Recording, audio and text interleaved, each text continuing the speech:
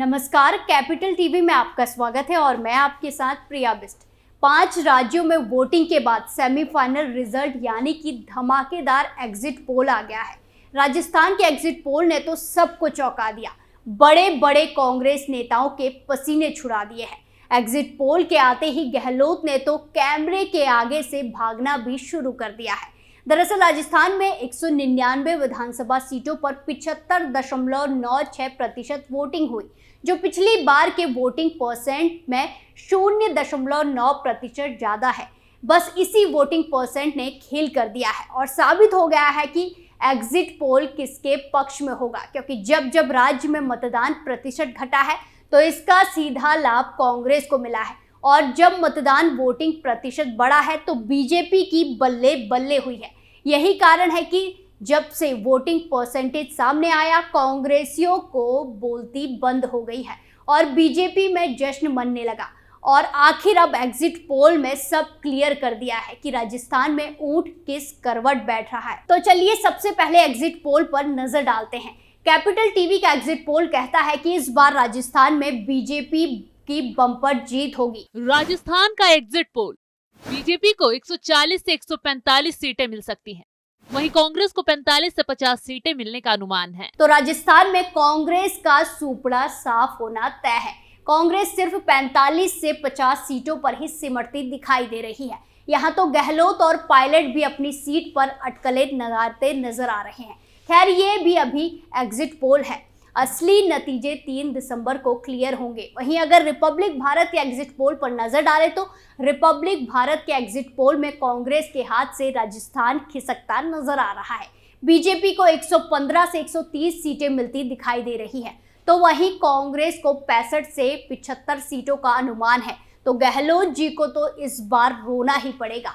इसी के साथ आज तक का एग्जिट पोल बीजेपी कांग्रेस के बीच कांटे की टक्कर दिखा रहा है। आज तक के क्षेत्र वाइज एग्जिट पोल पर नजर डालें तो हड़ौती की 17 सीटों में से कांग्रेस को सिर्फ 6 सीटें मिलती दिखाई दे रही हैं, बल्कि 11 सीटें बीजेपी के पाले में जा सकती है। वहीं शेखावटी इलाके की 21 सीटों की बात करें तो यहाँ भी बड़ा खेल होता नजर आ रहा है। चूरू, झुंझुनू, सीकर तमाम इलाके शेखावटी में आते हैं, तो यहाँ इस बार कांग्रेस थोड़ा फिसलती दिखाई दे रही है।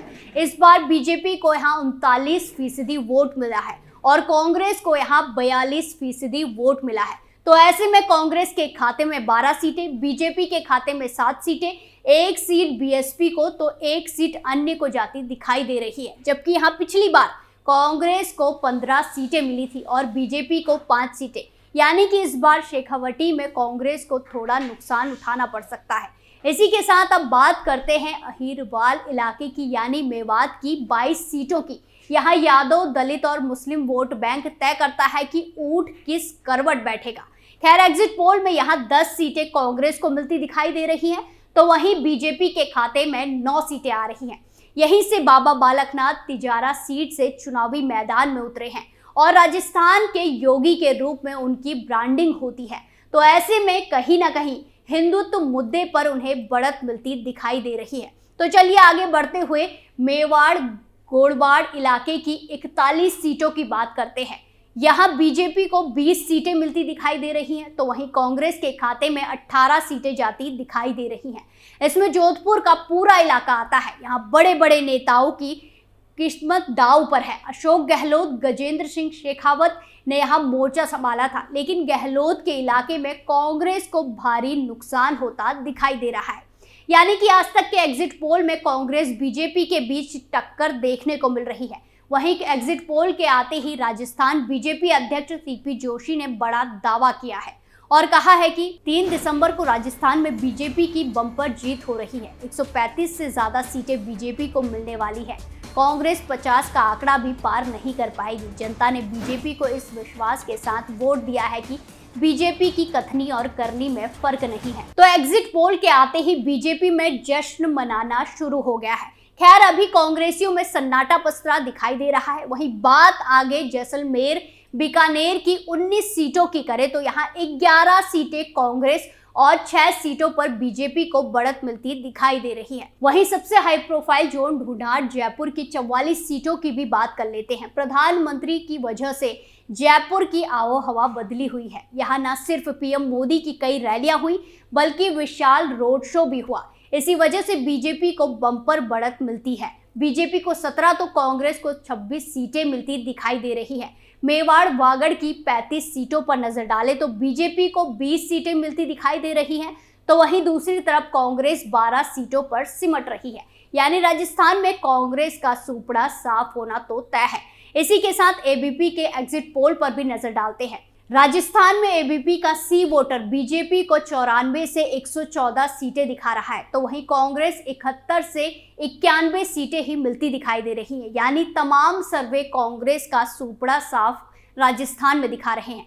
गहलोत की विदाई तो पक्की है। तमाम ऐसे मुद्दे हैं जिनमें इस बार कांग्रेस उलझ गई है। सबसे बड़ा तो भ्रष्टाचार का मुद्दा है जिससे जनता काफी परेशान है। पेपर लीक मामला गहलोत को ले डूबा है। दरअसल गहलोत राज में इस बार घोटाले कांग्रेस का काल बने हैं और सबसे बड़ी बात यह है कि इन घोटालों में गहलोत के करीबियों का नाम आया और सीएम साहब चुप्पी साधकर बैठे रहे और आखिर में राजस्थान सरकारी नौकरियों में होने वाले घोटाले की पहचान बन गया।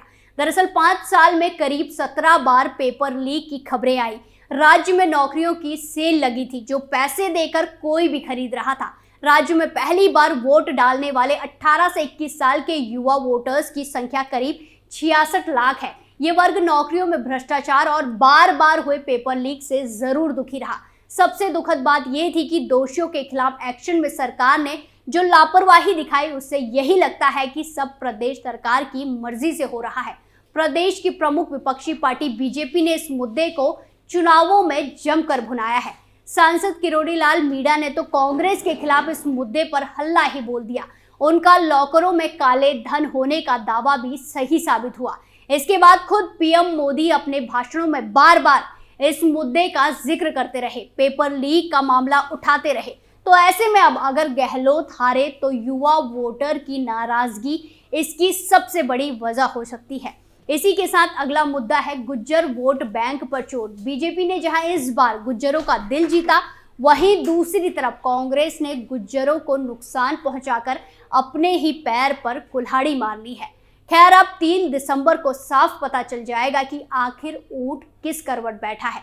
राज तिलक में फिलहाल के लिए इतना ही। नई चुनावी खबरों के साथ फिर पेश होंगे, तब तक के लिए देखते रहिए कैपिटल टीवी। नमस्कार।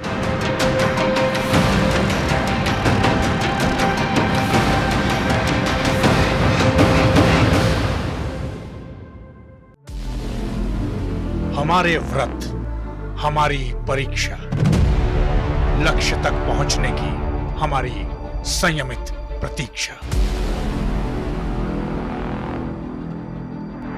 हमारे छठ से और हमारे हठ से पूरी दुनिया वाकिफ है। हमें विकल्प पर नहीं, अपने दृढ़ संकल्प पर अटूट विश्वास है, क्योंकि हार हम मानेंगे नहीं और विपरीत परिस्थितियों पर प्रहार हम छोड़ेंगे नहीं जब तक हमारी जीत सुनिश्चित नहीं हो जाती, क्योंकि हम बिहार से हैं।